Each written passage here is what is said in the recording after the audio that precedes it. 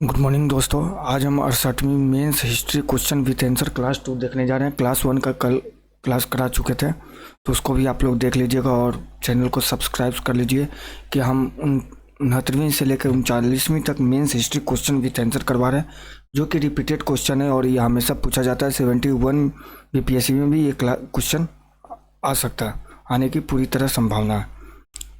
तो देखिए class to का क्वेश्चन नंबर 2A से है। भारतीय राष्ट्रीय आंदोलन के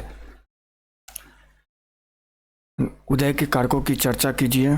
इसने स्वतंत्रता संग्राम को किस प्रकार दिशा दी? भारतीय राष्ट्रीय आंदोलन के उदय के कारकों की चर्चा कीजिए। इसने स्वतंत्रता संग्राम को किस प्रकार दिशा दी?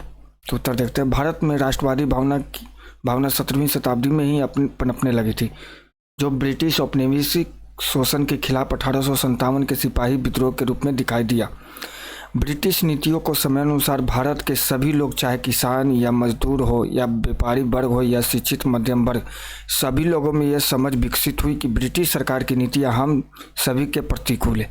इन्हीं शोषणकारी नीतियों ने राष्ट्रवाद को बल देना शुरू किया और इसी राष्ट्रवाद के रास्ते राष्ट्रीय आंदोलन का उदय हुआ, जिसके कई महत्वपूर्ण कारण थे तथा सभी कारणों ने राष्ट्रीय आंदोलन को नई दिशा देकर आज़ादी के मुहाने तक लाकर खड़ा किया। राष्ट्रीय आंदोलन के उदय के कारक: बदलता हुआ आर्थिक ढांचा। प्लासी से लेकर 1857 तक ब्रिटिश सरकार ने अपने लाभ के उद्देश्य से आर्थिक नीतियों को बदला और बड़े स्तर पर आर्थिक दोहन करना शुरू किया। ब्रिटिश कंपनी ने भाप के इंजन चलाकर मुक्त व्यापार अपनाई, जिससे भारत के चरखे और हस्तकरघे पर आधारित ग्राम समाज अर्थव्यवस्था तहस नहस हुए। 1813 के बाद ब्रिटिश कारखानों द्वारा बना माल भारतीयों पर आक्रमण करना शुरू किया और भारतीय अर्थव्यवस्था को खत्म कर दिया। ब्रिटिश भू राजस्व नीति ने भारतीय गांव की स्वतंत्रता को खत्म कर दी, तो दूसरी तरफ कृषि के वाणिज्यीकरण ने भारत में अकाल की बारंबारता ला दी। इस प्रकार की नीतियां भारतीयों को एक सूत्र में आने के लिए बाध्य किया। अंग्रेजों द्वारा भारत का आर्थिक शोषण। भारतीय उद्योग धंधों को नष्ट कर दिया गया, तो भारत कच्चे माल की आपूर्तिकर्ता बन गया और ब्रिटिश उद्योग में बने माल का बाजार बन गया।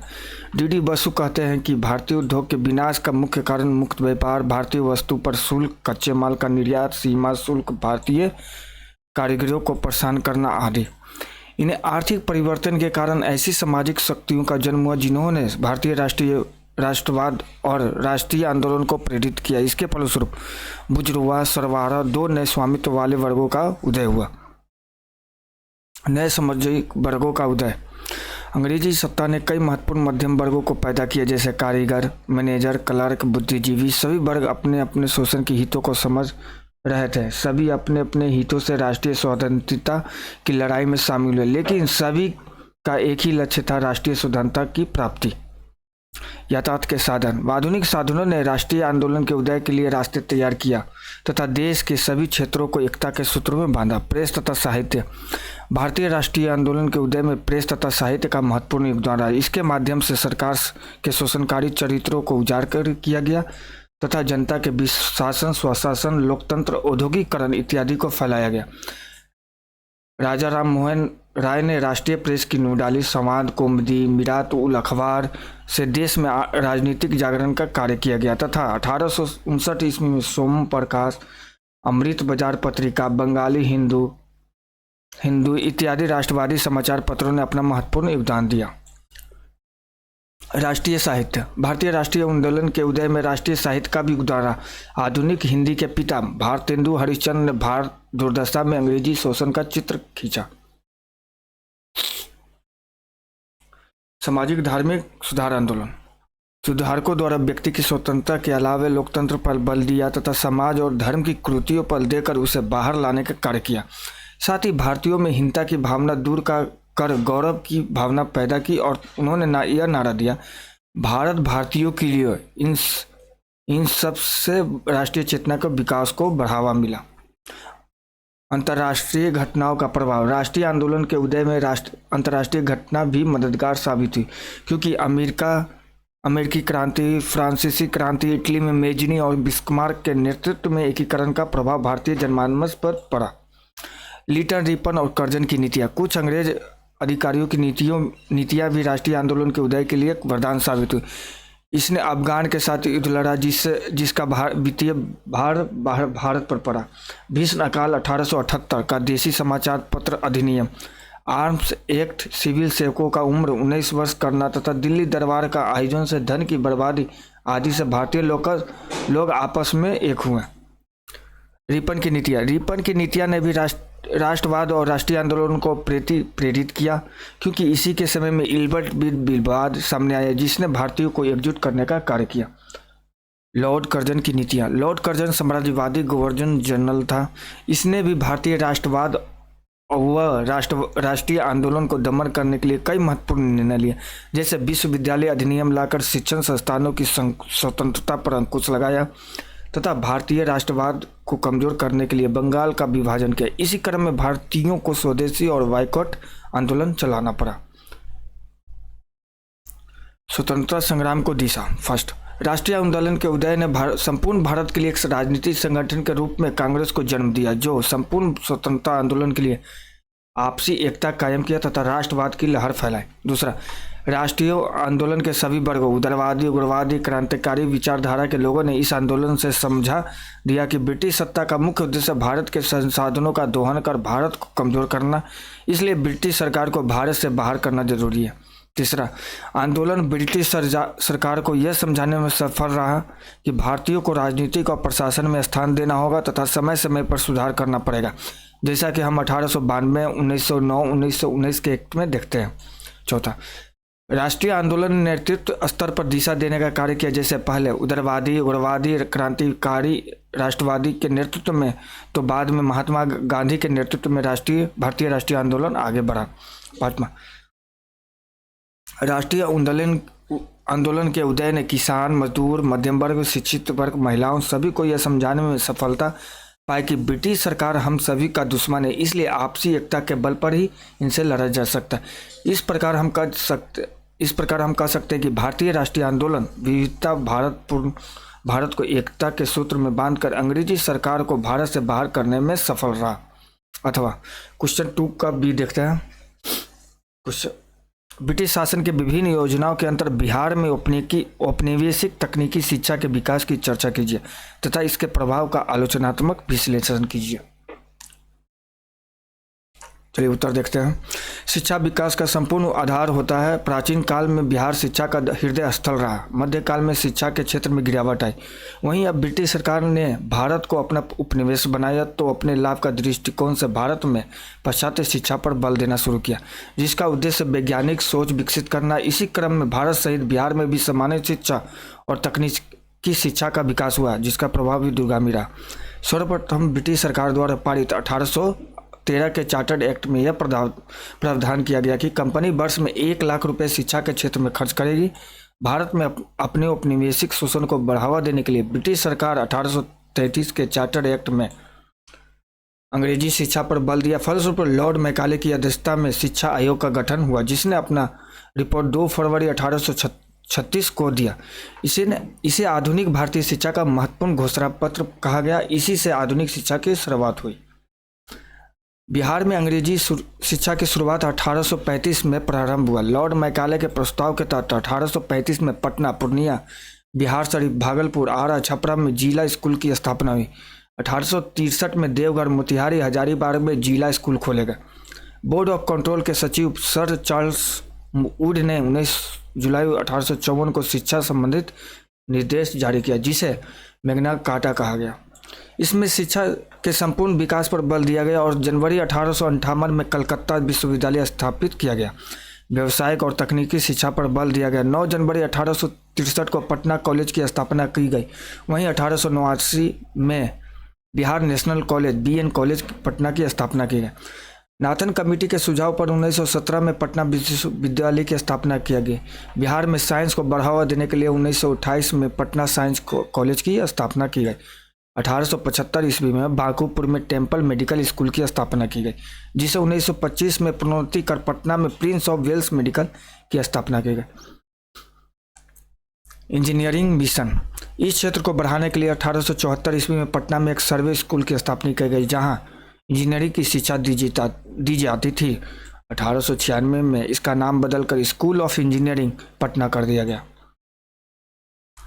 कृषि को बढ़ावा देने के लिए इस क्षेत्र में बढ़ावा देने के उद्देश्य से 1902 में पूसा में प्रजनन व डेयरी फार्म की स्थापना यूएसए के हेनरी फिलिप्स के अनुदान के बल पर स्थापित हुआ, जो आगे चलकर एग्रीकल्चर रिसर्च सेंटर एवं एक्सपेरिमेंट फार्म के रूप में कृषि संबंधी शोध एवं प्रयोग का केंद्र स्थापित हुआ। स्वास्थ्य के क्षेत्र में 1920 के दशक में पटना में बिहार वेटनरी स्कूल की स्थापना की गई, जो 1947 से बिहार वेटनरी कॉलेज के रूप में जाने लगा।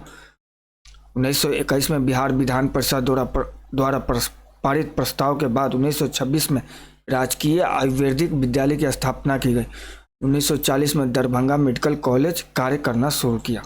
खनिज संसाधन के क्षेत्र में खनिज संसाधनों के दोहन के लिए ब्रिटिश सरकार ने Indian school of mines Dhanbad की स्थापना 1926 में की गई तथा इंजीनियरिंग की शिक्षा के लिए पटना इंजीनियरिंग कॉलेज की स्थापना की गई। इस प्रकार बिहार में तकनीकी शिक्षा के विकास से शिक्षा के क्षेत्र को बल मिला और बिहार के विद्यार्थी कुशल व प्रशिक्षु होकर अर्थव्यवस्था, स्वास्थ्य व समाज के लिए उपयोगी बने। जटिल कार्यों को आसान बनाकर अर्थव्यवस्था को गति प्रदान किया। तकनीकी शिक्षा के विकास ने बिहार जैसे कृषि प्रधान राज्य में उद्योग तथा कृषि को बढ़ावा दिया। इस प्रकार की शिक्षा से संसाधनों का दोहन हुआ तथा रोजगार में वृद्धि हुई। सड़कें, पुल, स्वास्थ्य सेवा के निर्माण से ग्रामीण तथा शहरी अर्थव्यवस्था का जुड़ाव संभव हुआ। बिहार के कृषि उत्पाद भारत व विश्व के बाजार में पहुंचने लगे। आलोचना।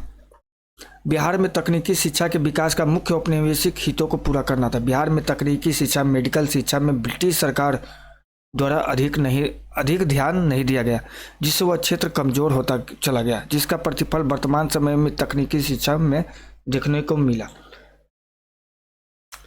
तकनीकी शिक्षा आम विद्यार्थी की पहुंच से बाहर हो गई क्योंकि यह काफ़ी महंगी थी। इसका लाभ केवल जमींदार व संपन्न वर्गों को ही मिला। बिहार की महिलाएं इस प्रकार की तकनीकी और प्रौद्योगिकी शिक्षा से अछूती रह गई, जिससे उनका सर्वांगीण विकास नहीं हो पाया। निष्कर्षतः यह कहा जा सकता है कि ब्रिटिश सरकार ने जो तकनीकी शिक्षा का विकास बिहार में किया, उसका लाभ ब्रिटिश सरकार को मिला, लेकिन यह शिक्षा बिहार को मजबूती दिलाने का कार्य किया।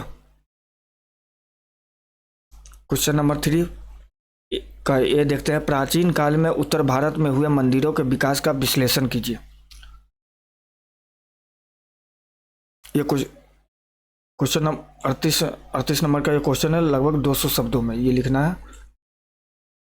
तो उसका उत्तर देखते हैं। उत्तर भारत में मंदिरों का विकास पूजा स्थलों के रूप में कब से हुआ, ऐतिहासिक दृष्टि से यह बताना कठिन है, लेकिन मंदिर देवी देवताओं की पूजा करने तथा धार्मिक क्रियाकलापों को संपन्न कराने के उद्देश्य से मंदिर का विकास शुरू हुआ, जो आगे चलकर धार्मिक और सामाजिक संस्थाओं के रूप में बढ़ने लगे। राजाओं ने मंदिर के संरक्षण में दान दिए तथा आगे चलकर मंदिर में अर्धमंडप, महामंडप, नाट्य मंडप आदि जुड़ते चले गए। मंदिर के विकास क्रम में प्राचीनतम मंदिर बिहार राजस्थान का छोटा सा वृत्ताकार मौर्यकाल मंदिर है, जो संभवतः एक बौद्ध स्तूप था। यह ईंट और काष्ठ से निर्मित है। इतिहासकारों का कहना है कि मंदिर सर्वप्रथम मौर्योत्तर काल में बनने लगे थे, लेकिन गुप्त काल से पूर्व स्वतंत्र रूप से हिंदू मंदिरों का कोई अवशेष नहीं है। यद्यपि गुप्त काल के मंदिरों के कुछ अवशेष प्राप्त हुए हैं। गुप्तकालीन मंदिरों पर नजर डालने पर कई प्रकार की विशेषताएं दिखाई पड़ती है, जो आगे चलकर एक नई प्रकार की शैली के लिए प्रेरणा स्रोत बने। इनकी विशेषताएं इस प्रकार है जो निम्नलिखित है।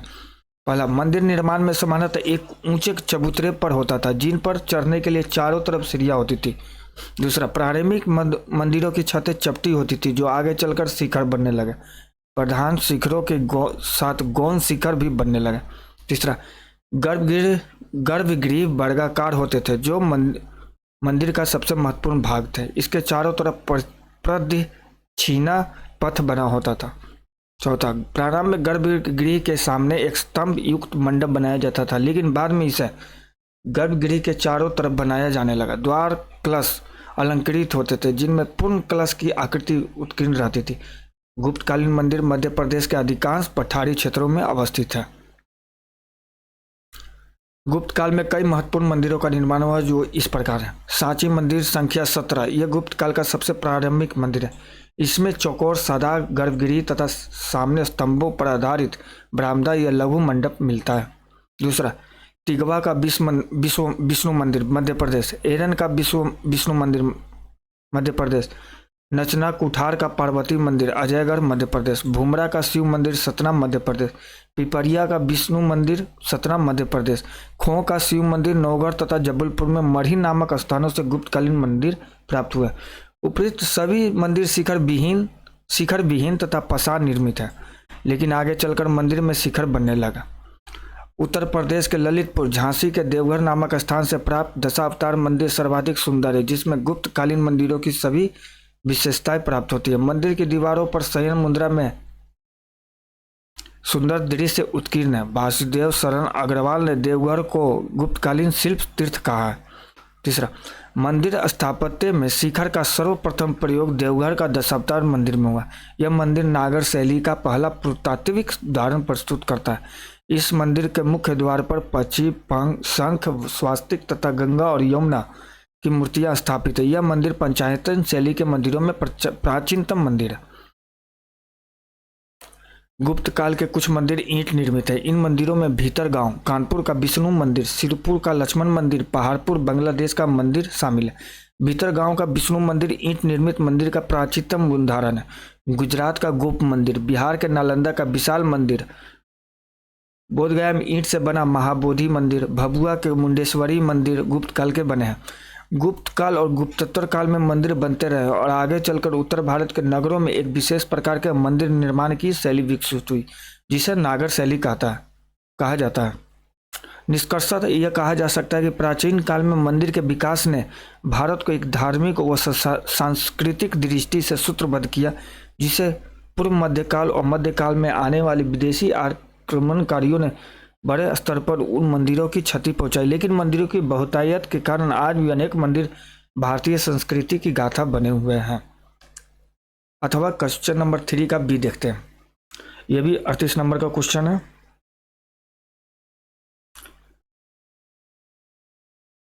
समाज और संस्कृति पर रविन्द्रनाथ टैगोर के विचारों का वर्णन कीजिए। समाज और संस्कृति पर रविन्द्रनाथ टैगोर के विचारों का वर्णन करिए। रविन्द्रनाथ टैगोर उत्तर, रविन्द्रनाथ टैगोर एक राष्ट्रवादी विचारक थे। उनके विचारों में भारतीय दर्शन और उपनिषदों का प्रभाव था। उन्होंने आत्मा को ब्रह्मा का हिस्सा माना। टैगोर पर वैष्णव कवि जयदेव, मैथिली कवि विद्यापति एवं चंडीदास का प्रभाव था। वे राजा राम मोहन राय और बंकिम चंद्र चटर्जी से प्रभावित थे। उनकी अनुपम कृति गीतांजलि के लिए वर्ष 1913 में साहित्य का नोबेल प्रदान किया गया। रविन्द्रनाथ टैगोर के सामाजिक विचार। टैगोर का भारतीय समाज को लेकर यह मानना था कि भारतीय समाज में जो कुरीतियां, असमानता, छुआछूत, भेदभाव व्याप्त है, उन्हें समाप्त करना चाहिए। टैगोर मानते थे कि संपूर्ण समाज को बेहतर होने के लिए निम्न वर्गों को बेहतर बनाना होगा। उन्होंने जाति के आधार पर भेदभाव की आलोचना की और कहा कि मानवता के लिए अपराध है।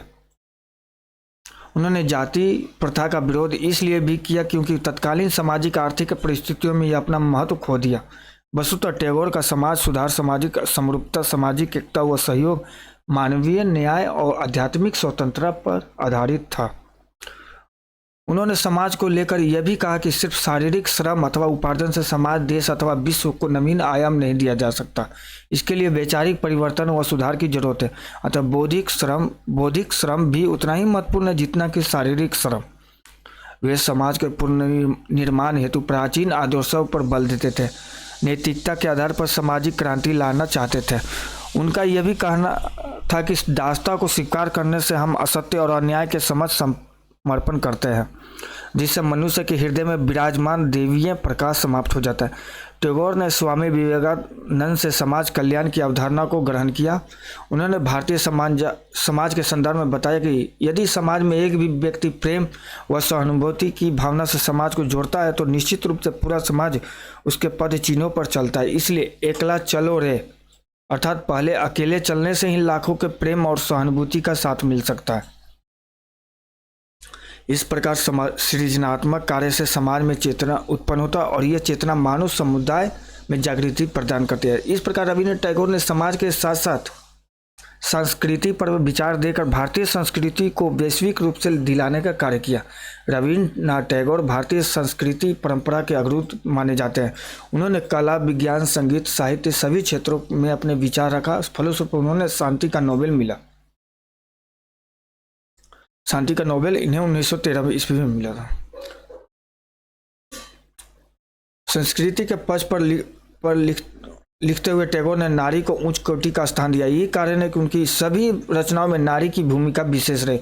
उन्होंने नारी को भारतीय संस्कृति का प्रतीक माना। टैगोर ने मध्यवर्गीय समाज पर आधारित कई उपन्यास की रचना की, जिसमें चोखेड़ वाली, गोरा, घरे बायरे जैसी रचनाओं के माध्यम से भारतीय समाज का रूप चित्रण किया। टैगोर ने आध्यात्मिक राजदूत के रूप में एशिया व यूरोप का विस्तृत भ्रमण किया और भारतीय संस्कृति से अवगत कराकर भारत का मस्तक ऊंचा उठाया। टैगोर ने साहित्य के क्षेत्र में कलम चलाए और मछुआ, काबुलीवाला, पोस्ट मास्टर जैसी रचनाएं की। टैगोर ने लोक कला, लोक नृत्य, लोकगीत, लोक शिक्षा, शिल्प कला और सहकारिता आंदोलन को भी प्रोत्साहन दिया। 1913 में इनकी रचना गीतांजलि के लिए नोबेल पुरस्कार तथा उनकी 2 रचनाएं जनगण मन तथा अमार सोनार बंगला क्रमशः भारत व बांग्लादेश के रूप में के राष्ट्रीय गान में है। टैगोर ने मानव संस्कृति और शिक्षा के विकास के क्षेत्र में सबसे बृहद योगदान शांति निकेतन विश्व भारती स्कूल की स्थापना कर दिया, जिसे 1921 में विश्वविद्यालय का दर्जा मिला। उन्होंने संगीत की नवीन शैली रविंद्र संगीत का सृजन किया। इस प्रकार हम कह सकते हैं कि रविन्द्रनाथ टैगोर ने भारतीय समाज और संस्कृति पर जिस प्रकार का विचार दिया, वो सदियों तक अपनी पहचान बनाए रखा। ठीक है दोस्तों, तो ये इसको आप एक बार देखिए, 1-2 बार रिपीट करके। इसमें काफ़ी सारे पीटी का भी क्वेश्चन कवर हो जाएगा। और इस चैनल को सब्सक्राइब करिए और आगे का कंटेंट 67वीं बीपीएससी मेंस हिस्ट्री का कल अपलोड करेंगे। Okay, thank you.